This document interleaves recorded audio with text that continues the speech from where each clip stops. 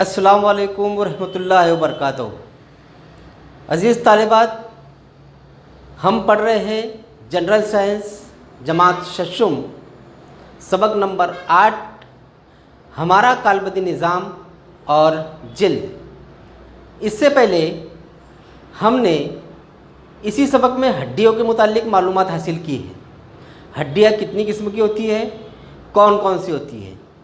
अब हम आज देखेंगे हड्डियों की नशोनुमा के बारे में। तो हमारे जिस्म की नशोनुमा के दौरान में हड्डियों की लंबाई और उनकी साख्त बढ़ती है। हड्डियाँ लंबी होती है और उनकी नशोनुमा होती है।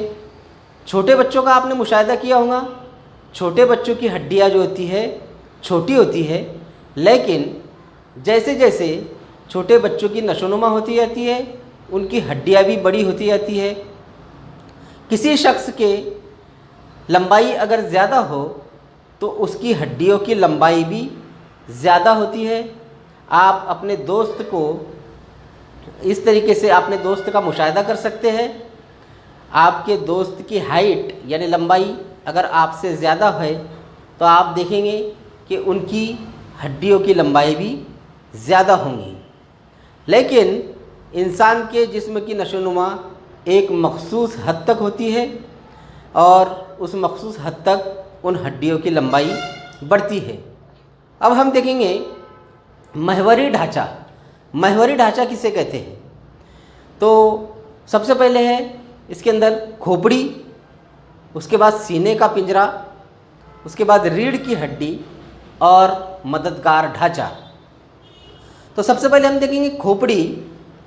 ये जो खोपड़ी है, ये खोपड़ी के अंदर हड्डियाँ पाई जाती है। हड्डियों से ये खोपड़ी बनी है। हमारी खोपड़ी में चपटी किस्म की हड्डियाँ पाई जाती है। सर के अंदर हमारे 8 हड्डियाँ पाई जाती है और हमारे चेहरे के अंदर 14 हड्डियाँ।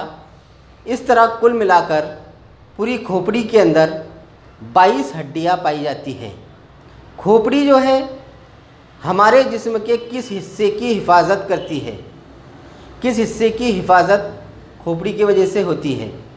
तो आपको पता है कि खोपड़ी के अंदर दिमाग पाया जाता है जो हमारे जिस्म का नाजुक हिस्सा है, और इस नाजुक हिस्से की हिफाजत खोपड़ी की हड्डियों की वजह से होती है।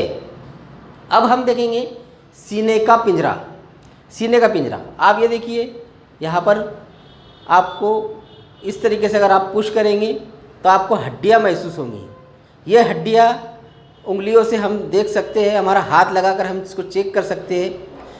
कुल मिलाकर इसको सीने का पिंजरा कहते हैं, जिसको हम पसलिया भी कहते हैं। सीने के पिंजरे की साख्त के अंदर कितनी हड्डियाँ पाई जाती है और कौन सी हड्डियाँ पाई जाती है? तो इसके अंदर चपटी हड्डियाँ होती है और जिसको हम पसलिया भी कहते हैं। इसके 12 जोड़ हमारे सीने के पिंजरे के अंदर पाए जाते हैं। इस तरीके से ये सीने का जो पिंजरा होता है, ये हमारा सीने का पिंजरा पीछे रीढ़ की हड्डी से जाकर मिला होता है। अब हम देखेंगे रीढ़ की हड्डी। रीढ़ की हड्डी जो हमारे पीछे होती है, पीठ के अंदर होती है। अगर अपना हाथ आप घुमाएंगे बराबर बीच में तो आपको रीढ़ की हड्डी महसूस होंगी। कुफल जैसी ये हड्डियाँ होती है, एक में एक ये मिली हुई रहती है, और हमारी रीढ़ की हड्डी की वजह से हम खड़े रह सकते हैं, झुक सकते हैं। इसमें लचक होती है और ये रीढ़ की हड्डी के अंदर कुल मिलाकर 33 हड्डियाँ पाई जाती है। इनमें से हर एक को मनका या फिकरा भी कहते हैं, जो हमारी रीढ़ की हड्डी में पाया जाता है। ये तमाम हड्डियाँ लचकदार होती है और एक के ऊपर एक जो है वो इस तरीके से जुड़ी हुई रहती है। रीढ़ की हड्डी जो होती है हमारी पीछे से आकर दिमाग के ऊपर वो जुड़ी होती है और दिमाग से इसका ताल्लुक़ होता है। रीढ़ की हड्डी दिमाग से निकलने वाली निखाई डोर की हिफाजत करती है। अगर हमें रीढ़ की हड्डी ना होती तो क्या होता? तो हम झुक नहीं सकते थे, इस तरह मुड़ नहीं सकते थे, इस तरह आगे पीछे और आगे पीछे चलना फिरना हम नहीं कर सकते थे। रीढ़ की हड्डी हमारे लिए, हमारे जिस्म के लिए एक अहम मकाम रखती है। मददगार ढांचा किसे कहते हैं? तो हाथ, हमारे दोनों हाथ और दोनों पैर, ये मददगार ढांचा है। इंसानी जिस्म में 2 हाथ और 2 पैर होते हैं। हाथ और पैर के मुख्तलिफ हिस्सों में कई हड्डियाँ होती है जो एक दूसरे से जोड़ के ज़रिए जुड़ी होती है। कोहनी की हड्डी, यानी ऊपर वाले हिस्से से और नीचे वाले हिस्से से कोहनी की हड्डी हमारी जुड़ी हुई है। उंगलियां जो होती है हमारी एक दूसरे से जुड़ी हुई रहती है। यहाँ से रीढ़ की हड्डी हमारे दिमाग से जुड़ी हुई रहती है।